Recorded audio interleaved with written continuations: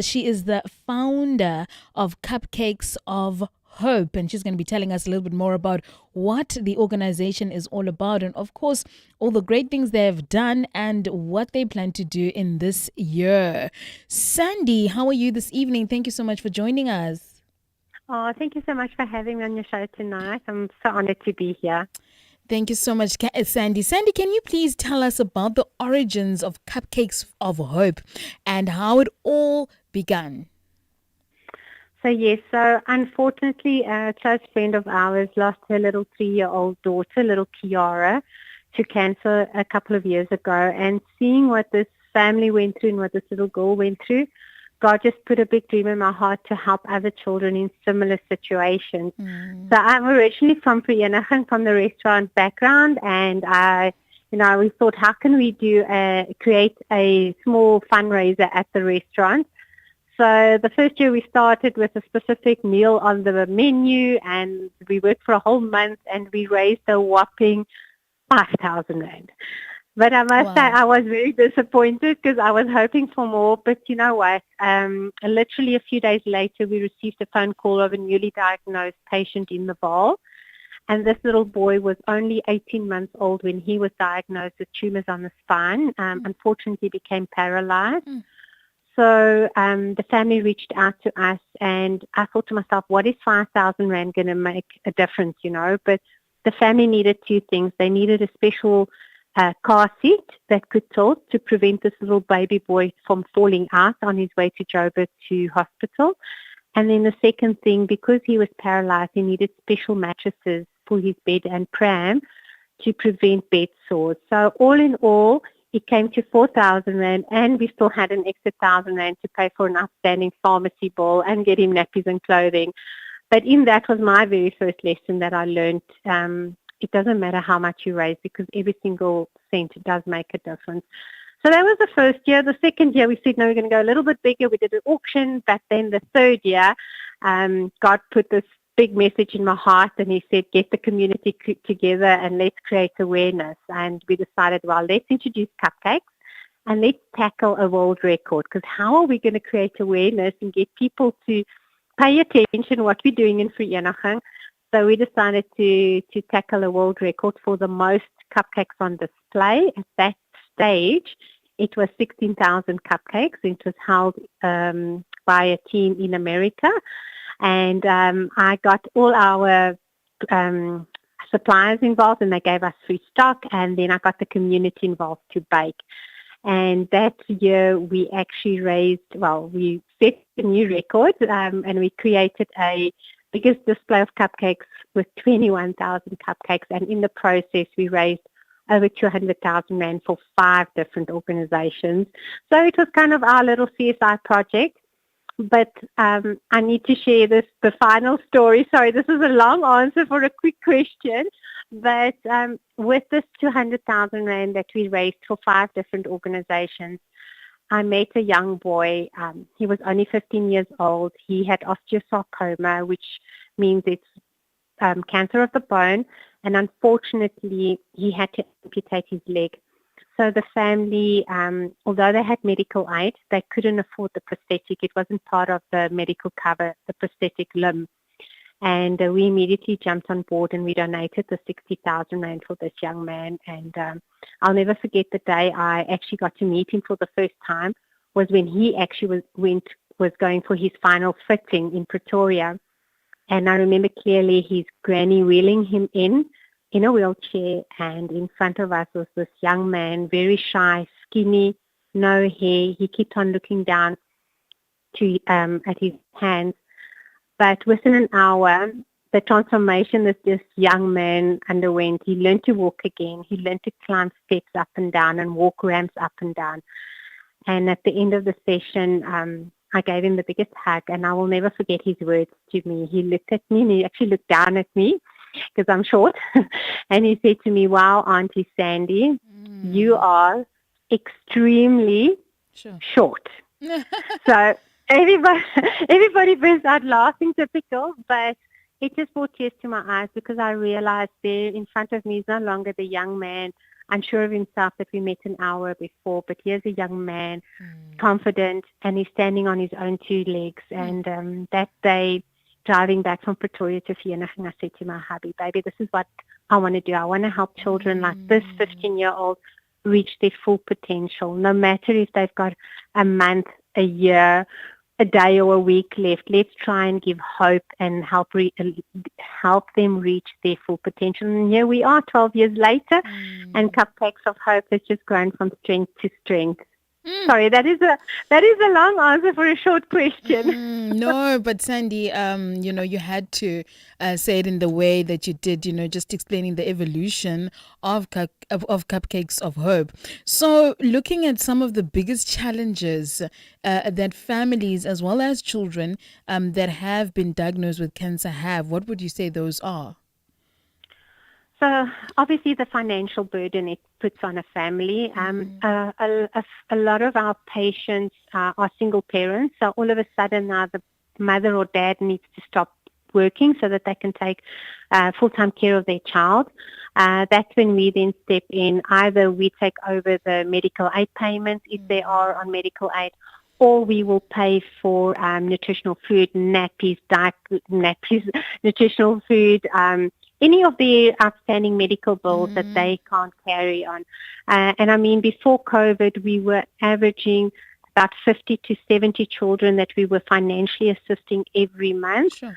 But after COVID, it literally has quadrupled. And currently we're averaging about 200 patients every single month. And I think if you had told me 10, 12, 13 years ago, Cupcakes would be blessing so many children, I would probably not, it's just amazing how God just works. Absolutely. You've already shared, I know, this heartwarming story now, but do you have more of those, of just how the organization has impacted the lives of children, the lives of their families as well? So yes, we've got so many stories, and I mean, as an example, I remember clearly we had a matriculant that was diagnosed with tumors in her stomach just literally a month before her final exams, and just to see how this girl fought her chemotherapy and she still wrote her final exams from the hospital room. Unfortunately, she is cancer-free, but during treatment she also had to have radiation done in her abdominal area, and the doctors actually informed her that she'll never have children. But Angelique actually married her high school sweetheart, and about 3 years ago she actually fell pregnant and she's now a mommy. Oh my word, heartwarming indeed. It is, and I felt like a granny the day she actually sent me the message, and I tell you, it's just amazing how God works. I mean, I mentioned earlier on to you our very first patient, which is Keegan. Keegan was only 18 months old, but the one part that I didn't mention is that when he was diagnosed, the doctors actually said that he would most likely not be able to celebrate his second birthday because the cancer was quite aggressive. But we are very pleased to say that last year he actually celebrated his 16th birthday. Wow. So miracles happen every single day, and I love sharing Keegan's story, especially with newly diagnosed families, to show them that no matter what your child's diagnosis is, never lose hope, keep on believing. Miracles do happen every single day. I feel like, that is what Cupcakes of Hope really does represent, just like that everyday unfolding of miracles, Absolutely. Now, what are some of this, I guess, the things that one can do in terms of the public out there?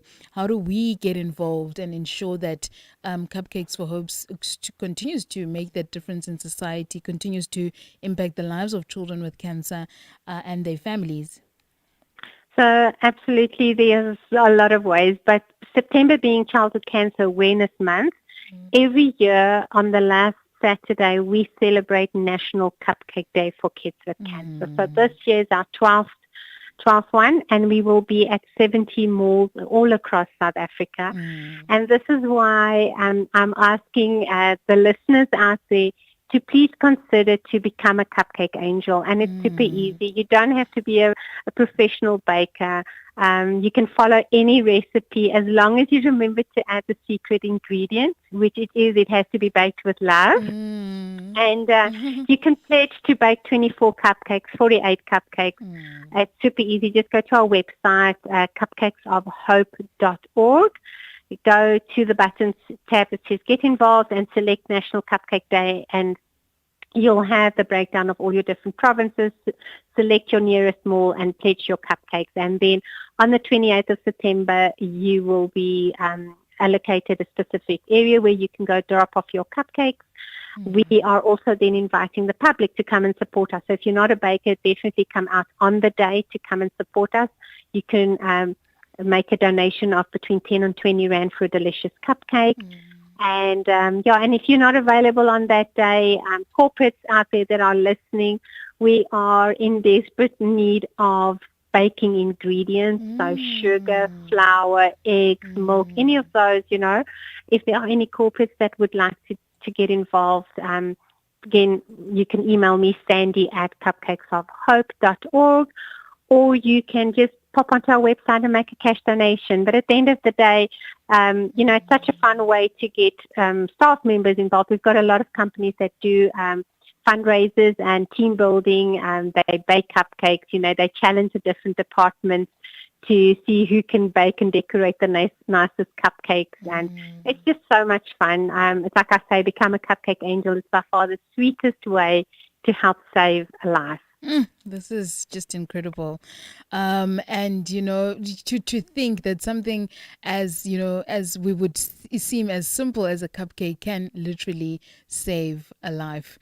And I would also call on to the listeners, anyone that is coming across our conversation right now, to really go onto the website, cupcakesofhope.org, cupcakesofhope.org. There's a picture of a beautiful girl there, and she looks like a cupcake herself. She looks gorgeous. You won't believe that little girl is now probably about 15 years old. No way! Oh my word, the miracles.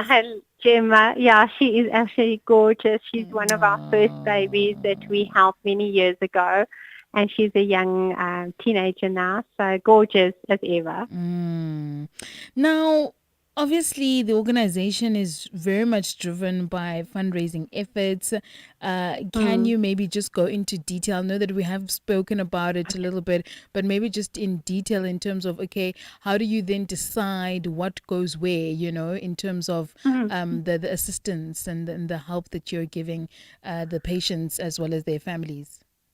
Well, I'll touch on that one first. So, as I mentioned before, currently we assist an average about 200 patients every single month.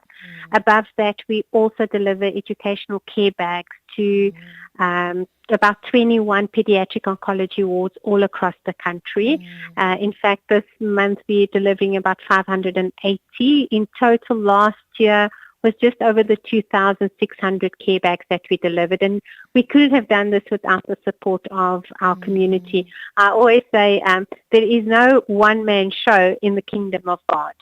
So this is not a one-man show.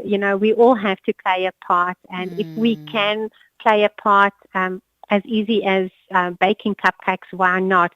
We've also got a lot of students that are doing the community hours like this. But one nice way is definitely, and I touched on it earlier, is corporates or any companies and schools or churches that would like to do an awareness event. They can reach out to us. It's super easy. They can order an angel party pack, which consists of aprons. It comes with baking cups, badges, balloons, as well as the very important cancer early warning signs leaflets. Because, early detection is one of the biggest problems we have in South Africa, is that our patients are being diagnosed too late.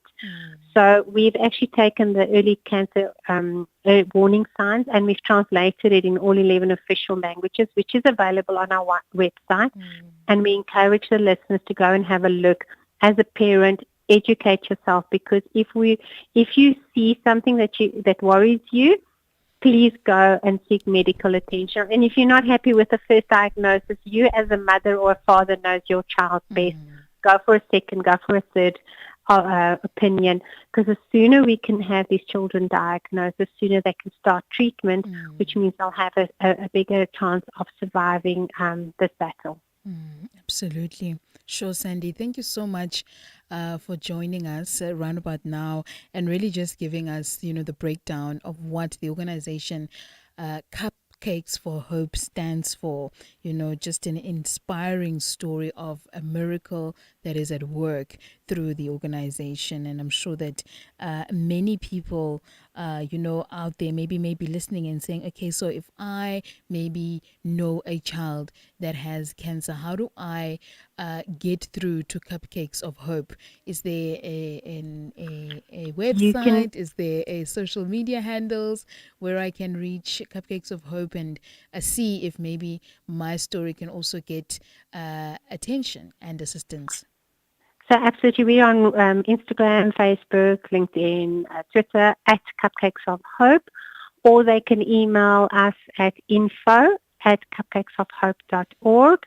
So if you know of a family that need a newly diagnosed patient, or you're a mommy or daddy of one, please reach out to us. We will send you all the documentation that's needed. We don't do this alone. We work hand in hand with the doctors at all the pediatric oncology wards all across South Africa, as well as the social workers, and they also refer patients to us. The scary part is last year our youngest patient that we received was only 4 months old, and the need is just growing at an alarming rate. So to continue to what we do, we definitely need more bakers to come on board. Absolutely. Sandy, thank you so much for doing this and for not just resting on this idea of Cupcakes of Hope, but actually going out there and doing it. You're serving your community of South Africa in such an impactful, powerful and positive way. And may you have more strength, may God give you more strength, more ideas as well. Just extend your territory and your reach in terms of, the work that you're doing.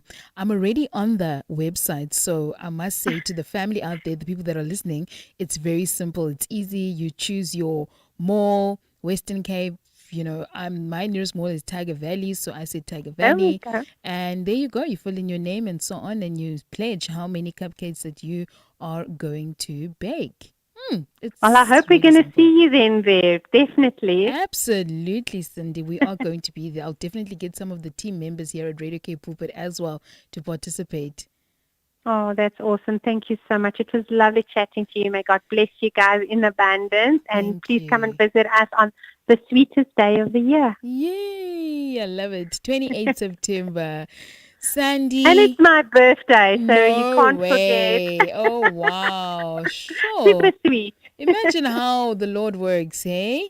I tell you, He's going to bless me with the most amazing birthday presents, thousands and thousands of cupcakes. Yeah, definitely. All the best, Sandy. Thank you so much. Bye-bye. Bye.